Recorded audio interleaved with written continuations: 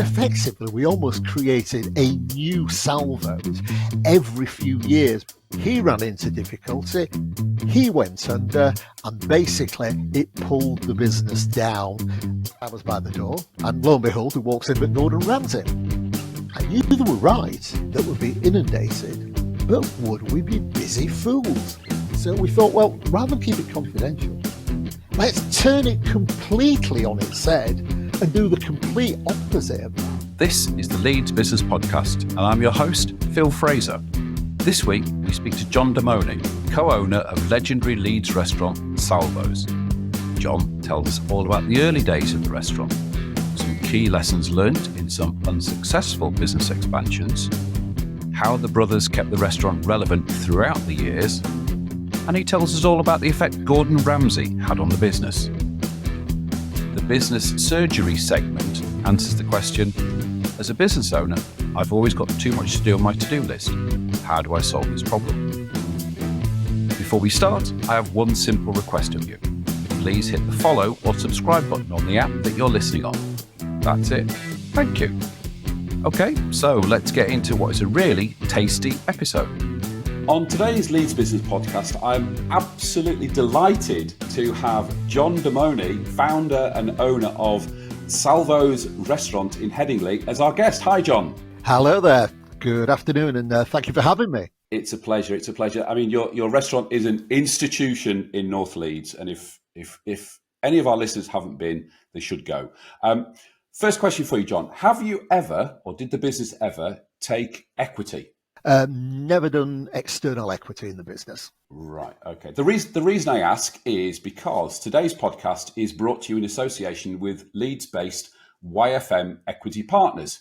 YFM Equity Partners offer investments from 2 to 15 million, specifically to fast-growing businesses, as well as providing the resources and expertise needed to take your business to the next level. So if you're an entrepreneur with a vision for growth, whether you're expanding your market or scaling operations, YFM Equity Partners can help you turn your ambitions into reality. And interestingly, one of the businesses we've already had on the show, Pan Intelligence, co-founder Sandra Moore was on episode 23. They actually have partnered with YFM. So if you want to find out about what it's like working with YFM, have a listen to that episode. So if you're looking to partner with them, you can find out more at yfmep.com. That address is also at the top of the show notes. And just when you do contact YFM, make sure you tell them Phil from Leeds Business Podcast sent you. So, John, let's start back in, 76, with the opening of Salvo's in Headingley. Yeah, 1976. For those with a long memory, it was a hot summer, and our family had just returned from a period of time in Italy where we ran restaurants, and we were looking for our ideal location. I still remember going around in my dad's old Vauxhall Viva, myself and my two brothers. We came across a site, we said, this is the one. And we opened our doors in August 1976. Wow. So what was that like? Was that like sort of blank piece of paper and just open the doors? I mean, how'd you set up and start a restaurant? Well, I mean, the thing is, it was a very, very different landscape then. I mean, eating out per se was just very much compared to today. It really was a bit of a luxury. There weren't as many restaurants on the scene in those days, to be honest. So how did we start? The things that were drilled into my family automatically was hospitality is very much in the Italian gene. So we thought that the ingredients that we needed was great quality food, a friendly, warm, welcoming atmosphere in the place, a good welcome, and you've got its own. I mean, the great thing about hospitality in the restaurant industry is that people are coming out to have a good time. You're halfway there. It's not what they call a distress purchase. If you go to a solicitor, for example, chances are you might have a problem that needs fixing. Whereas you go to a restaurant, you come, you're intent on having a good time, and our job is to just do it. And that's what we did. So we opened the doors in 76, and people started coming in, and they never stopped. And it was very, very much a family affair, wasn't it? I mean, obviously, Salvo is your dad, or was your dad. There was yourself, your brother. Yeah. Everybody was involved. Was it only family initially, and did it stay like that? Well, to start off with, it was literally just family because we didn't know how busy it was going to be. We didn't know if we'd be able to afford any staff. So literally, we just all mucked in. And then after a period of time, we realized, actually, yeah, we can afford to pay some people. So my uncle, Uncle Pinucci, was a famous pizza chef who in his lifetime had actually baked over 1 million pizzas in his very long career.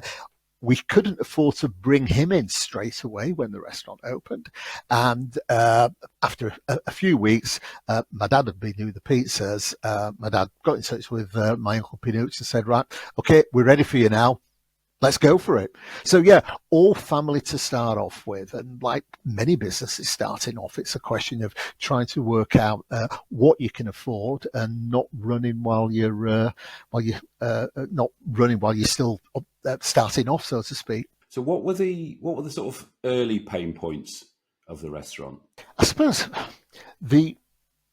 one of the things was in order to make the figures stack up, we had 10 tables, and I still can't believe we used to do this, but to start off with, there were no such things as a table for two. So you walked into the restaurant and there were all round tables that seated 4. There were a couple of large ones that seated 6, and people would be queuing up to go in. And as their turn came up, we'd walk them down the restaurant, and I still remember doing this, saying, you don't mind sharing a table, do you? Now, at this stage, they were halfway down the restaurant. It was like a bit of a rhetorical question, really. But now these days, that just doesn't happen. But I still talk to people who used to come in the very early days, and they talk with fondness of the friendships that they forged in those days. And although for a lot of people it was quite difficult, friendships that were forged, and not only friendships. I had situations where sometimes I'd have a couple of single diners. They put them on the same table, sharing a table, and I still distinctly remember a couple of times people coming back a few months later saying, "We met here and we've got married." I mean, fantastic! Oh, wow. I mean, that is just amazing. So that happened a few times, but lifelong friendships were forged, and people still tell me I still meet this couple that we met originally at Salvos, sharing a table, and having a glass of wine and a pizza together. In terms of challenges to start off with, like any small business, it was, where do we get the finance from? And things weren't that much different in those days. And banks, they were reluctant, as they still are now, with new businesses. So we just literally scrimped and scraped, got in touch with family, friends, my dad, whoever he could speak to, and he rustled up the money to be able to open up. Interesting, you mentioned about do we take private equity? No, there were not really an angels industry as such in those days. However, my dad took on a very, very good friend who very kindly invested some money in the business and stayed with the business just as a sort of angel investor, for want of a better word, for about 5 years, until the rest of the family bought his shareholding off him. So it was a struggle, but the moment we opened the doors, cash flow was fantastic. It was great. Salvo's has been going 50, 60 years. So how do you keep a restaurant relevant when there's, different food trends, there's different types of restaurants, there's obviously the competitive landscape's completely different now to when it was. How do you do that? The secret is, like in any business, you just can't stand still. And just because you have a successful formula, it will last for a period of time. But you can't go along the basis if it ain't broke, don't fix it. You after going for a certain period of time, what we did was, in order to stay relevant, we looked at trends. we looked at changes. And we reckon, there was nothing scientific about this, but every 6 to 7 years, we'd reinvest in the business, and effectively we almost created a new Salvos every few years by changing the layout.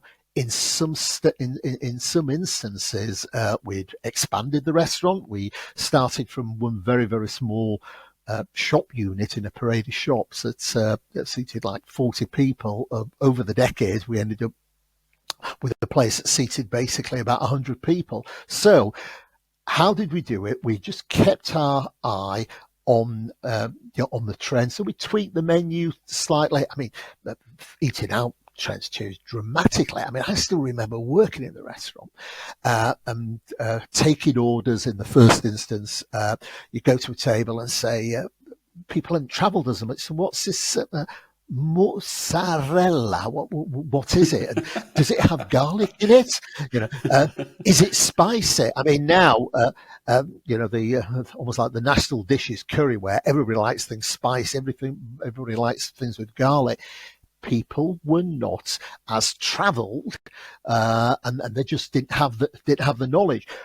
Fast forward a few years, and of course, what we were serving was what might have been viewed as being a little bit avant-garde when we first opened, was no longer, because with the advent of cheaper travel, people travelled abroad, started package holidays, going to Italy and so forth. So what was acceptable back then was never going to be acceptable just a few years down the line. So how did we stay relevant? I think to answer that is we kept on keeping to our core values, which was great food, affordable prices, great atmosphere. You've got to have that. That's the core thing, but that's not enough. You've got to keep on moving with and being aware of changes that are happening.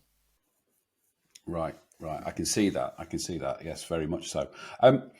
Now, we talked before, and there's a couple of business expansions that you went through, and there's loads of brilliant business lessons from them. So let's start with the importation business. How did that come about, and how did it go, and what were the lessons learned from it?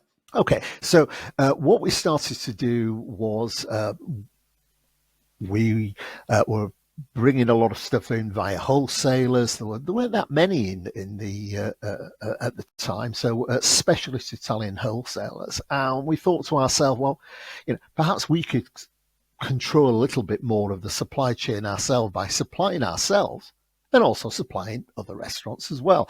I later found out that people call this vertical integration. For me, it was just like it just made sense.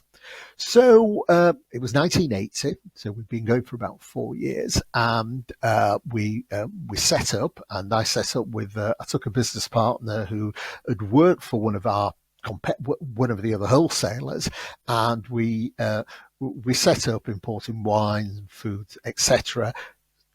Salvos was a very big customer, and we started in Yorkshire, and then we gradually expanded over the side of the Pennines, and then we went as far as the northeast. So what we'd done was, PCs. I remember we had a computer system. It was the hardware was done by a firm called Kalamazoo that did paper-based accounting systems.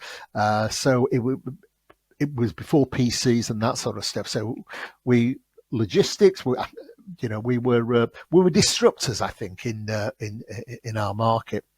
So things were going really well. And we then, like I said, we moved to one side of the Pennines. And then what we decided to do was, in the northeast, we chose the model of, rather than supplying our customers direct, we had essentially a wholesaler, and he was our sole distributor in the northeast. Everything seemed to be going fine. However, we fell foul of one of the crucial things that we should have been aware of. What was happening is, as that took off, this particular wholesaler started representing something like about 50% of our business. Furthermore, he himself had a small chain of 3 restaurants that were his biggest customer. So you can see what happened there. His biggest customer ran into difficulty, domino effect. He ran into difficulty. He went under, and basically it pulled the business down. Even though we were generating a fantastic amount of turnover, it was that crucial lesson. Don't let one customer have more than ideally 10% of your business. I mean, this firm had 50% of our business. Now, of course, that's very difficult when you're starting off sometime in business, because you might just start off with one client. So by its very nature, you do it, you've got 100% of the business, but you must deviate from that as soon as possible. So that was a lesson. That was a hard lesson. That was young. I was only 20 when we started this. So single, didn't have a family, all those responsibilities. So if it was going to happen, that was the time for it to happen. Yeah. But there was one further lesson that I took from that. So I thought there was no way out. I put the company into company's voluntary liquidation. What I didn't realize at the time is that what we set up was, in terms of logistics, we've got the supply chain, we've got the warehouse, we've got the computerized system for the stock, and we had all our systems in place, including the distribution. It was our own distribution. People came up to me after and said, "John, why didn't you let us know you run into difficulty? What the setup you've got is fantastic, and in actual fact, what we would have invested, or we would have found people who would have invested in the business." I mean, there weren't angels or anything like that in those days. So what I did do is I underestimated the power of what we'd set up, and even though effectively we had a huge cash flow problem which pushed us into liquidation, with hindsight, what I should have done is say, just hang on a minute, let's stop and think here. What we've got, we could look at selling this, even giving away the equity. There were other ways of doing it. So a lot of lessons learned there, a lot of lessons. I mean, there's two classic lessons there. One is the whole, don't put all your eggs in one basket with customers. Yeah, I was working for a company many, many years ago. We fell foul of that lesson as well. But that second lesson of, just because it looks like it's all falling in, there may well be solutions outside, either external investors or selling, like you say, selling the IP, whatever it is. So it's not always going to be, the end of the world. There may well be other ways out. And people talk about networking all the time, but your network, anybody's network, might have the solution to your problem, but you might not know it yet unless you go out there and ask. So yeah, two great lessons learned there. Now, you were very ahead of the times back in 1990, wasn't it, when you set up home delivery of pizzas? I mean, wow, what an amazing idea. Yeah. That's never going to take off. Looking at it now. So you guys were very ahead of the curve. How did that go?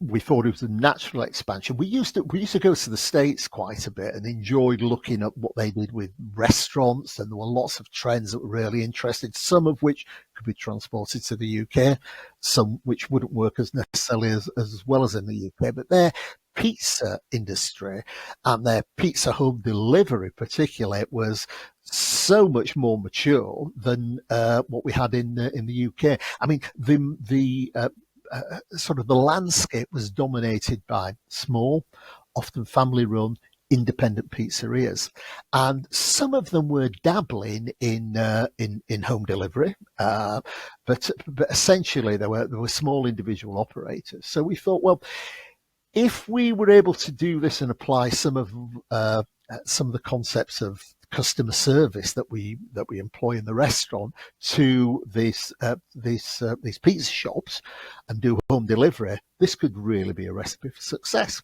So we opened. We always had a plan with this, which was we were going to scale the thing out. So we were disruptors first of all. Now again, the landscape 1990. There was no PCs, Microsoft Office didn't exist or anything like that. We had a computerized system that we had, so the customer would ring up and hello there, Mr. Smith. So what's your telephone number? Put the telephone number in the computer. Oh, Mr. Smith, yeah, hi. Would you like your same pepperoni pizza with extra chili that you had last week? Now, not groundbreaking technology today in 2024. However, in 1990, I mean, the customer was absolutely bowled over. Effectively, it was a database, but there was no off the peg software or anything like that. So we literally got a couple of guys to build the software. That was effectively there was a point of sale system based on a database.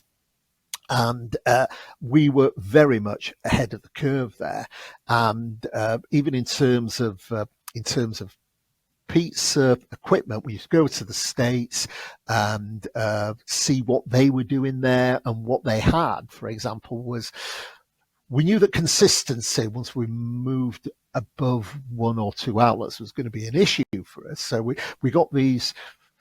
Whilst we were using the same dough recipe, what we did was we got these conveyorized pizza ovens. At least you put it in at one end, and it so exactly to the second it would come out consistently at the other end. So it took off fantastically well. We opened 2 shops. We had 2 in Leeds, then we opened 1 in Harrogate as well. And it was at that stage that we knew we had to go to the next stage, because the whole business model was based on scaling it up. We knew we had to have, somewhere in the region of, 10 outlets at the time. So in terms of finance, we looked at what avenues were available to us, and we were just sort of caught in between conventional bank borrowing and the private equity. It was interesting you just mentioned about your sponsor. I mean, their lowest level is sort of, I think you said 2 million now. Well, at the time we needed something like about, I can't remember the exact figures, but somewhere between 250,000 and 500,000. And the thing was it was just too small for it to work for the venture capital companies, but it was also too much for what our conventional high street bank would lend us. So we were sort of caught between 2 stools. Now, if this was in 2024, we'd be looking at angel investors, and the venture capital industry is so much more developed now, and private equity that it was then. So reluctantly, even though we had a great model, we were ahead of the curve. There was no chain of Domino's Pizza in those days. We were ahead of the curve. We were profitable. We didn't have the funds in order to do it. So we sold out. So we did a private sale to another small chain. I think they had about 4 or 5 different outlets, and we exited because we didn't have the funds there. And one of the lessons that I learned from that was I'd done my business plan at the beginning, and I probably was too conservative. So I said, right, okay, so this is what we're going to do. This is how much we're going to need. I'm going to build in a sensitivity analysis in case that, by 5%, something like that. It still wasn't enough. And if I would have done that right in the first instance, rather than borrow just the amount of money, I should have said, right, well, let's have 50% on just in case. I wouldn't have been in that situation. So there was some lessons learned. Let's put it that way.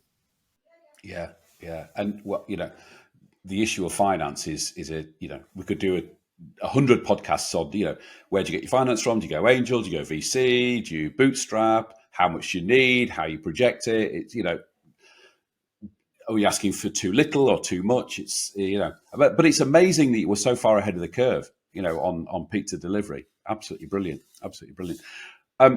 Before we get to the next big point in the story, I want to talk to our listeners and viewers about the Leeds Business Podcast Fair Deal. The Leeds Business Podcast Fair Deal has 2 sides to it. My side of it, I bring you inspirational, motivational, and fascinating business owners like John every week, free of charge. You, listener and viewer, have 2 parts to your side of the deal. Part number 1, recommend this podcast to one other person you feel will get a benefit from it. And part number 2, write us a review on the Apple Podcasts app or at podchaser.com. and tell everybody else how wonderful this podcast is. So that's the Leeds Business Podcast. Fair deal. Fair deal, John? Well, not just a fair deal, Phil. It's an absolute bargain. When you kindly invited me on here, I thought, I'll have to go and listen to the podcast. What an absolute wealth of knowledge and some fantastic stories. If only your podcast would have been there when I started in business, perhaps I could have circumvented a few of those bumps in the road that I had. So, no, it's an absolute bargain. So, readers, you're getting a great deal. Thank you, John. That's very kind of you. That's very kind of you. So we're going to fast forward to 2009 and Gordon Ramsay's F-Word television program, when they started looking for the best local Italian restaurant across the UK. Take it away, John. I still remember being in the office and taking this phone call, and I thought to myself, you get a lot of cold calling, crank phone calls. It's just the nature of business sometimes. And this person came on the phone and said, we're doing this program, we'd like to be on TV, and this is how it's going to work. I thought, this is a lot of rubbish. And I nearly put the phone down. And fortunately, I didn't. So they were doing this program, and they said they'd sent, it was Channel 4, and they'd sent reviewers, so anonymous sort of inspectors round to check us out, and we had got down to the final few places, and they'd like to come again, but this time filming, and one of their reviewers or inspectors might come along. It might be Gordon Ramsay, they said, it might not be. And we thought, oh wow, this sounds really good. So we had a date. And of course, we were embargoed at the time. We couldn't say anything to anybody what was actually happening. And we knew when the TV crew were going to be coming. So I was by the door, and lo and behold, who walks in but Gordon Ramsay. So he came in, sat down, said to my brother, what are you going to cook me? He said, just cook me something. And we cooked in some food and did lots of filming. We were there for a couple of hours. And then at the end of the program, he said, what did he say? Yeah, he took me over to a picture of my parents, who we got lots of pictures of the family in the rest. I said, is that your mum and dad? I said, yes. I said, well, they're going to be really proud of you now because you through to the final. So that was absolutely fantastic. So what followed then was we went down to London, probably a couple of weeks afterwards, and it was in a studio where they'd constructed a restaurant where lots of diners were having a meal cooked by ourselves and the other contestant to win this prestigious prize, and they had to critique and say which was their favourite meal. And long and short of it was we won, and again it was embargoed until it went out. So we knew this was going to be phenomenal. We didn't know how much it was going to be phenomenal, but we knew it was going to be phenomenal. Oh, so we won the competition, and we knew it was embargoed, but we knew we had to be ready because we knew this was going to be phenomenal for the business. We didn't know how much, but we knew it was going to be ready. So what we did was we said, right, first of all, we'll scale up in terms of the amount of business. Let's be ready for this here. We don't know how much it's going to go by, but we're going to need additional staff. Even down to, we knew the phone would have been going non-stop, so we made sure we had an additional line in there. And the website, we'd heard stories before sometimes where a website can get bombarded with traffic and because the bandwidth can't cope with it, so we increased the bandwidth of the website just in case it got bombarded, and it did. The phone started ringing. I was watching it at home, and I tried to ring my restaurant manager to say, what's it like? People be ringing up. I couldn't get through because the line was just the lines were just were just totally full. So what happened as a result of that is our turnover went up by about 20%, which doesn't seem a lot, but we were constricted by capacity in the restaurant because we only had a certain amount of seats. It's not like manufacturing; you can just up the manufacturing. We were constrained, but still, that extra 20% made a huge amount of difference. Huge amount of difference. And what we wanted to do was, we knew this was big because we knew that Gordon Ramsay, well, first of all, television per se is huge, and it's big now. But today we're in an era of streaming. We've got Netflix and all these other competing streams of communication. Terrestrial TV was huge then. I don't think there was Netflix, Apple TV, anything like that. So they get 10 million viewers on this program. 10 million. I mean, that doesn't happen nowadays. So we knew it was going to be phenomenal, and that was down to A, television, and B, the phenomenal brand that Gordon Ramsay has. I mean, we think we've got a brand, but he's absolutely, he was then, and he continues to be now to this day. So we thought, well, we know that we're going to have a bit of a honeymoon period here where people are going to be talking about it. We're going to be really, really busy. But what we want to do, we want to extend that that sort of period of time, that slipstream of exposure for as long as possible. So what we started to do was we changed some of our tone of PR and marketing. So as opposed to saying, and I can't remember what it used to be, but it was something like Salvo's restaurant, Italian neighbourhood restaurant established in 1976. We just came up with a phrase that went out in every communication. Salvo's restaurant, voted the best neighbourhood Italian restaurant by Gordon Ramsay.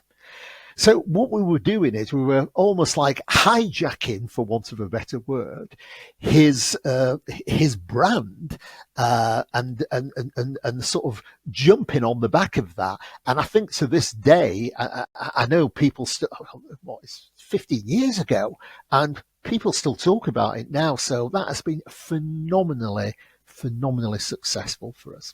Brilliant story. And I've actually found 3 clips from the show on YouTube, and they will all be in the show notes, so people can actually watch you with Gordon Ramsay and actually the point where you win as well. So it's really great. It's really great watching. So I recommend everybody watch that.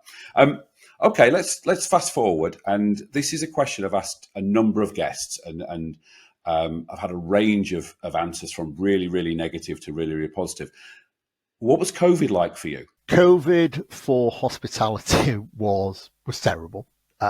It was, our lifeline was taken away from us. It was just the nature of what it was. So it was terrible. But the advantage we had was that we were a small operation, and we were able to be nimble and react quickly to minimize the damage that COVID would have on us. And as far as how we got through COVID, for me, it was everything's out of the window. The rule book is out of the window. Uncharted waters here. The business was on life support. So what we did, the prime objective is just maintain cash. It's all about cash and making sure you're keeping afloat. So one of the first things I did was being a small business. One of the things I did was I actually spoke individually to all of our suppliers. Now I realised that they all had their own issues, but one of the things that I did have was that I personally knew all of the credit controllers, because once a month I'd ring them up, organise payment, and same time each month, and we'd have a chit chat for a couple of minutes. How's it going? How's business around? And I developed that relationship with them. And I think that was absolutely key, because when I rang them up, I said to them, look, I'm going to pay you, first of all. We go back a long time here. I'm going to pay you. You're just going to have to give me a little bit of flexibility. And I know you've got your issues. This is how I anticipate it's going to go. And can you just give me this extra bit of flexibility? And they all unilaterally said, we'll bend over backwards. We're going to do this. Now, if I would not have been on first name terms with those people, and I didn't need to be, I think that would have made a difference. I think that would have made a huge difference.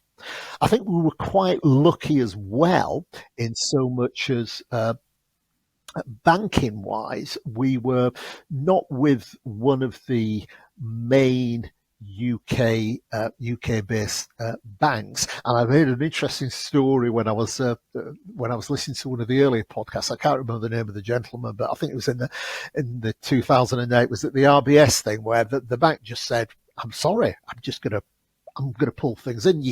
Sometimes you can't get to speak to the right person.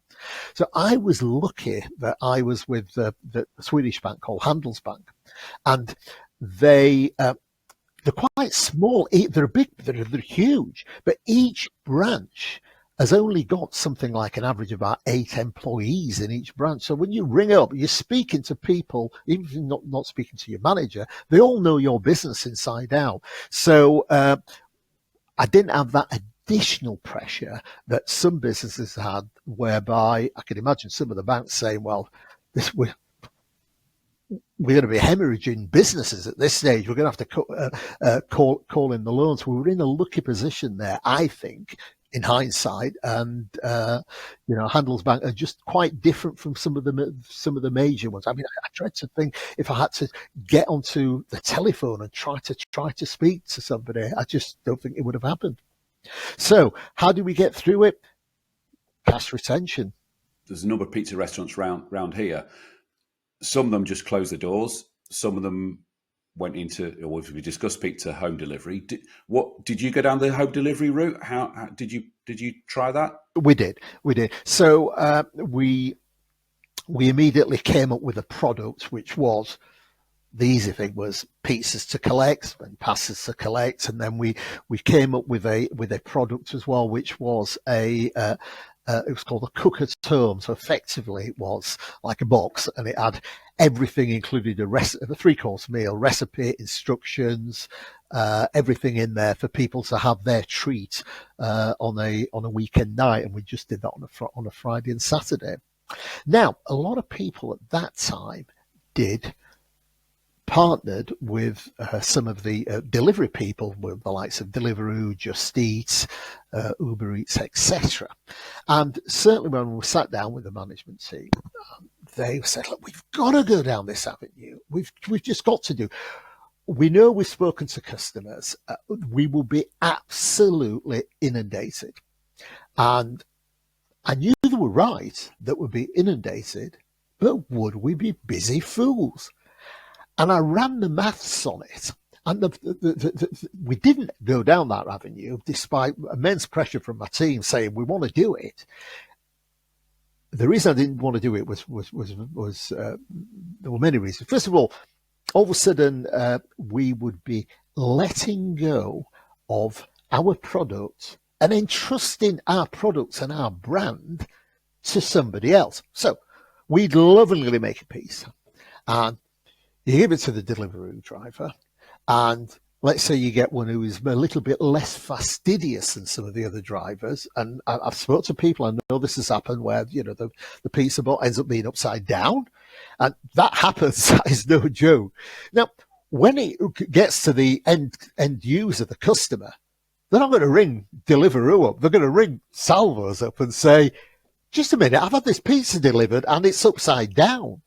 And I thought, I'm not going to entrust our brand to somebody else. I want to control the whole flow. So that was the first thing. But the main thing was financials. So the model that Deliveroo used was they wanted 30% of the gross. So if we take an example of a pizza at 12 quid, so at £12, they would want £3.60. So 12 quid, First of all, you got £2 of VAT, you're down to £10. Your ingredients might be costing you 65% gross profit margin would be costing you £3.50. So you're down to £6.50. They're taking 32%, basically £3.20 out of 10 quid. So all of a sudden, you're not left with anything at all. And furthermore, what would have happened is, I know would have been really busy. So if we're really busy, what happens is, we ain't got enough staff. So rather than one pizza chef, I'm going to need 2 pizza chefs. So all of a sudden, we would have been hemorrhaging money. So we would have been what I call busy fools. Yes, the phone wouldn't have stopped ringing, without a shadow of a doubt. But you need to keep an eye on the figures. Stop, think, are we going to be busy fools? Is it going to make money? So I know some people managed to do that successfully. I looked time and time again, and we didn't go down that model. And we thought the business that we did, which was just pizza, people just coming to collect the pizza, it wasn't as much, but at least we didn't lose money on it. So that's the avenue that we went down. And we continued that until then. Let me get this right, the timeline. So the first lockdown was March 20, and then hospitality started to reopen outside, and we built a little sort of terrace outside for people to eat outside, and that happened in the autumn. And then, of course, there was another lockdown, and I think we had 3 lockdowns in total, didn't we? Then there was a lockdown, and then another lockdown the year after. I think that for hospitality, I think people's sort of way of operating changed. Their habits changed. That's the word I was looking for. Their habits changed, and all of a sudden they probably realised, just a minute, during lockdown we'd do this. We might treat ourselves to a nice bottle of wine from Waitrose and a nice meal, and infinitely it's going to be a lot cheaper than going out. And I think people's habits changed quite a bit, and I think hospitality, certainly on the basis of the figures that I've looked at, has not quite reached in terms of footfall pre-COVID levels. So yeah, a very long-winded way of saying what sort of a COVID you had. Like probably most people in hospitality, pretty grim. So there's a couple of things I want to cover, but before I do, we ask all our guests to give us a how-to. So, John, tell us what your how-to is going to be, and then tell us how we're going to do it. So my how-to is how to benchmark your KPIs against the competition. So I'm a great believer in that you have the best products in the world, fantastic, really busy, but if you don't look at the financials and make sure you've got those key KPIs in place, you're on a hiding to nothing. In our industry, the 2 biggest things are cost of your wages and, of course, your cost of labour. And those are the 2 biggest things. If you can control those, you've got a big chunk of your costs controlled. Now, as things, I used to, not constantly, but very often, I used to have a look and think to myself, well, am I doing okay here? My labour cost is going up. Is it just because I'm being inefficient? And how's everybody else doing? And because if everybody else is doing a lot less than me, then I'm being inefficient. So I need to find out where I'm inefficient. So what I do is I benchmark against my competition. I do that by getting access to free information from Companies House. Now, it is actually free, and when I started doing this, it wasn't actually free. You used to have to pay about £1 for every company that you looked at. So what you can do is you can go onto Companies House, and what you do is to, if you just Google, I wrote it down, what do you Google? Find information about a company from Companies House. If you just put that in Google, make sure you go onto Companies House, because at the top there are people who very clever with their Google AdWords, will try and click you onto somewhere where you'll end up paying. So you want to be on Companies House. Then you want to find out the company in your sector. So in my case, I was looking for restaurants, and then I would download that information. Now, when I first started doing this, I'd find a restaurant, and right, what the hell they're doing? Typically, it'd be somewhere quite close to where I was, some quite local. If the company was a very small company, there wouldn't be as much information that I could get my hands on, because there is a small company's threshold for accountancy reporting, and it's something like so many million or so many employees. Now, in that case, you only have to submit a balance sheet, which doesn't give you quite as much information that's really useful. So I would look for a small chain. There were lots of these that I knew would have, and what you're looking for in Companies House is, so you find the company, full set of accounts. You click a button and it says reporting history, so things that they've filed, and you're looking for a full set of accounts. You click on that, and then first page, I'll have the name of the company, I'll have the date, and then you scroll on to the third or fourth page, and I'll have a profit and loss account.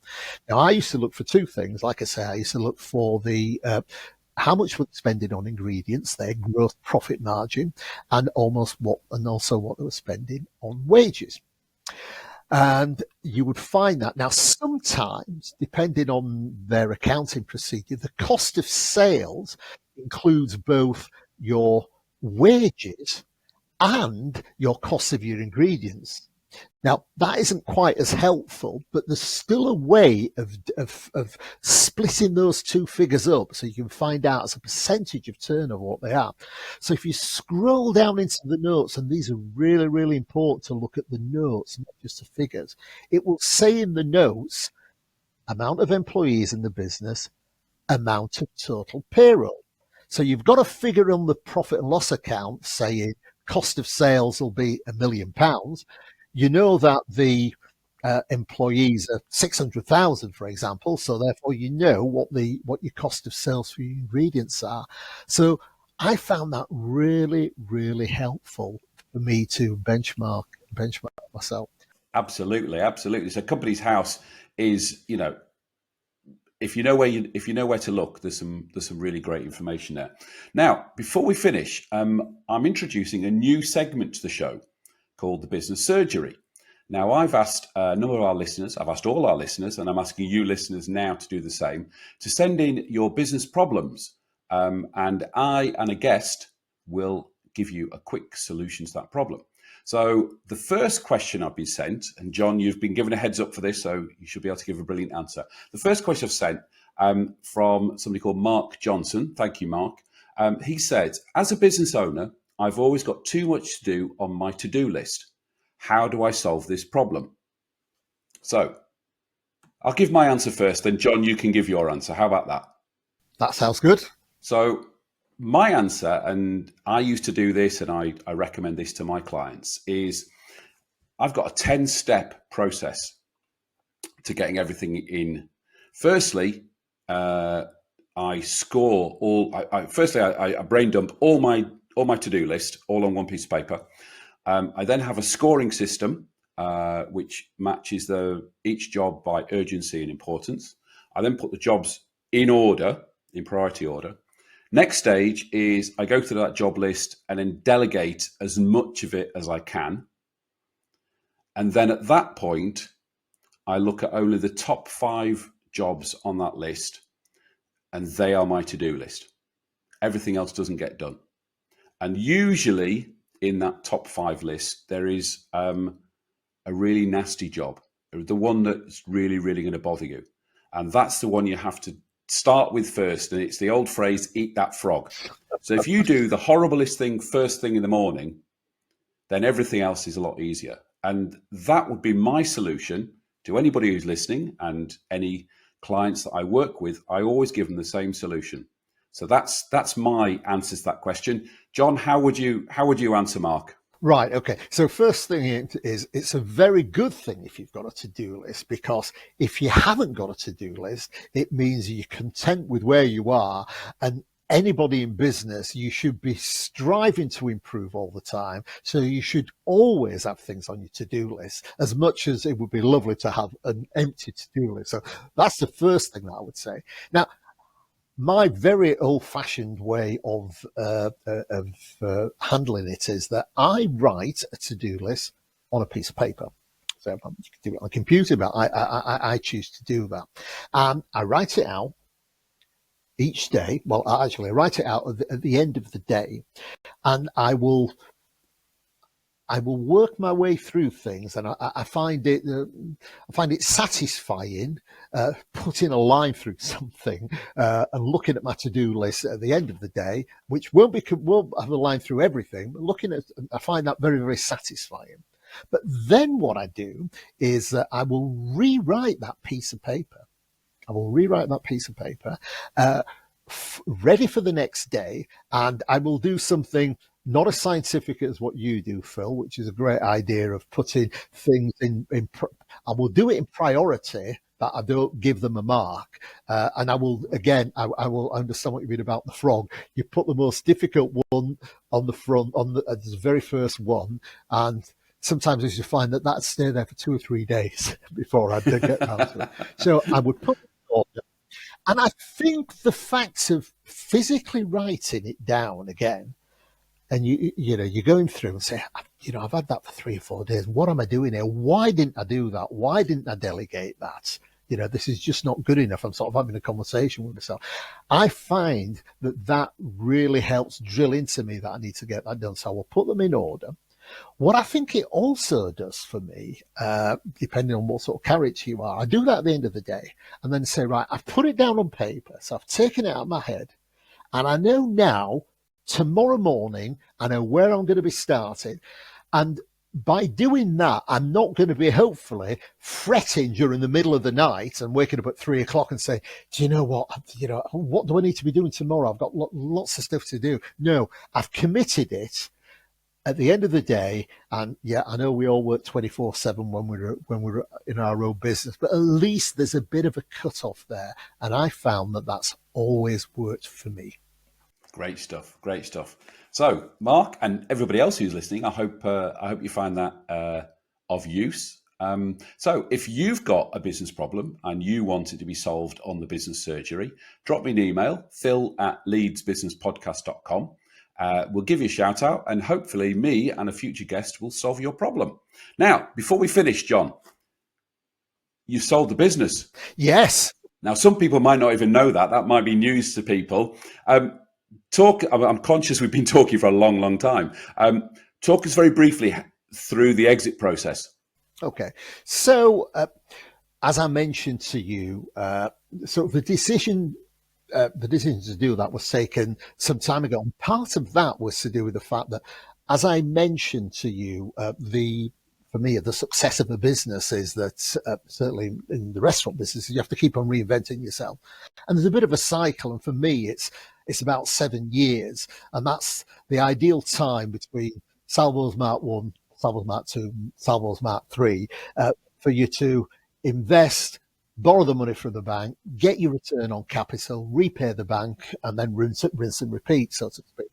Now, we were due to do it again around COVID time. And obviously, bets were all off. It was all about survival. And we thought, we can't even think about what we need to be doing. We just need to stay afloat and stay in business.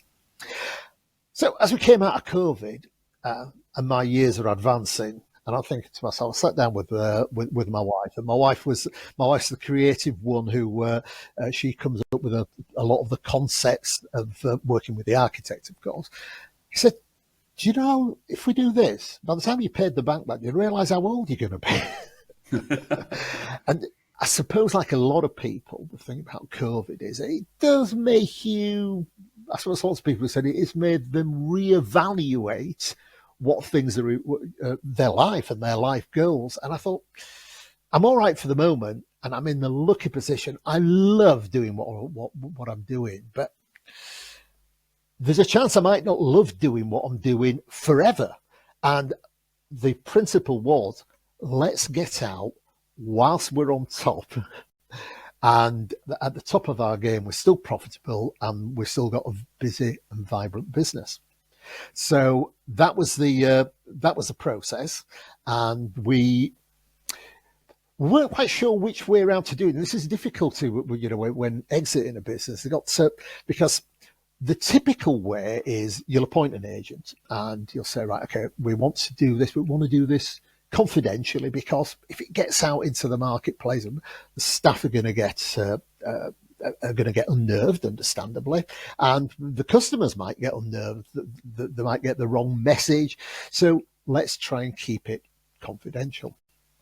So we tried that, and we had a bit of interest, and but then we thought, so we had a chat with our agent. We said, just a minute, this is going to come out. No matter how hard you try, you get people to sign NDAs and all sorts. Eventually, one person will say it to another person, and it gets out in the open. So what we decided to do was, we thought, just hang a minute. Well, let's control the narrative. So if we're controlling the narrative, we're going to be in the driving seat. So we thought, well, rather than keep it confidential, let's turn it completely on its head and do the complete opposite of that. So what we did was, rather than say, well, in actual fact, just we're selling the business, it was part of the total package of what we were doing, which was we were retiring, which is part of the end result of that. So we did a sort of press release. It went out into the local press, and it was all about us retiring, with a little bit of a footer at the end. Oh, and by the way, interested parties, if you're interested in buying the business, speak to this particular person, Ben at Stoneacre Properties, who's handling the sale on our behalf. Now, the thinking behind that was, when we did our brainstorming, we thought, well, there's lots of people who are probably in touch with commercial estate agents saying, I want a restaurant. So they go and they look around, but there's equally, there are people who aren't necessarily looking down that avenue, and we thought this might tease some people who might think, just hang on a minute, it's a bit of an institution out there. I wasn't really thinking of a restaurant, but Salvo, you never know. So that's what we did. There was a danger with the press releases. I mean, I did the press release, and so it goes off to the press, and then quite often they repeat it ad verbatim, and quite often they're going to tweak it. If it came out the wrong way, the press release, the danger was that it would sound like John and Jip have sold and it's now closed. It's worse scenario. There's different people involved, and therefore business is going to dry up, or it's going to have effect on business. That was the danger. However, we also thought there's an opportunity here as well, and we're not sure which way it's going to go. And if people see, oh my goodness, in the Yorkshire Post, John and Jip are retiring, the old gits, and now they've reached a certain age.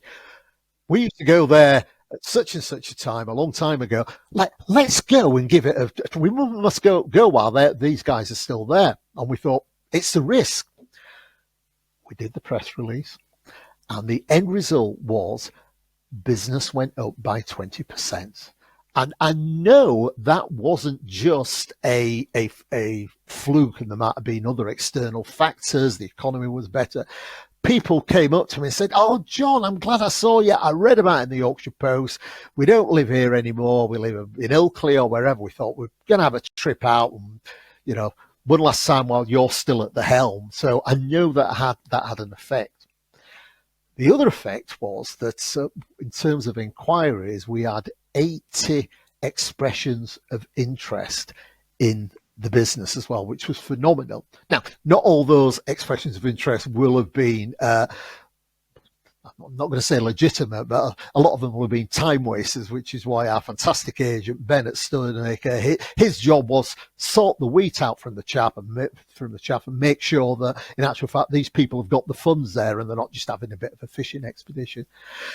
And in fact, some of the people that came out were exactly what we thought, but we teased out people who probably would not have heard about it if we would have just gone off market or through a commercial estate agent. So it worked for us. So we sold the restaurant, and although anybody's money is good money, what we really, really, really wanted to do, if at all possible, was to try and keep it with somebody who not sell out to a chain, somebody who was independent, somebody who would want to keep it as Salvos.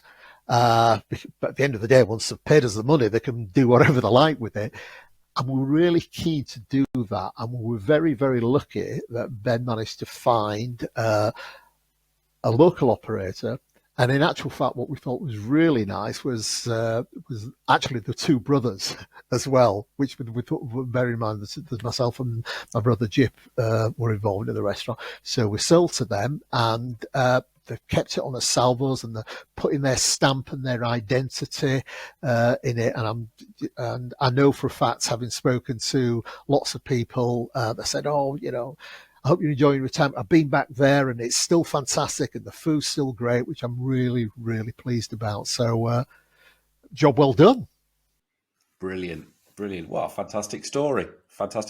Now, I've got one final question to ask you, and I'm sure all the listeners want to know this, and it's a yes or no answer. Pineapple on pizza?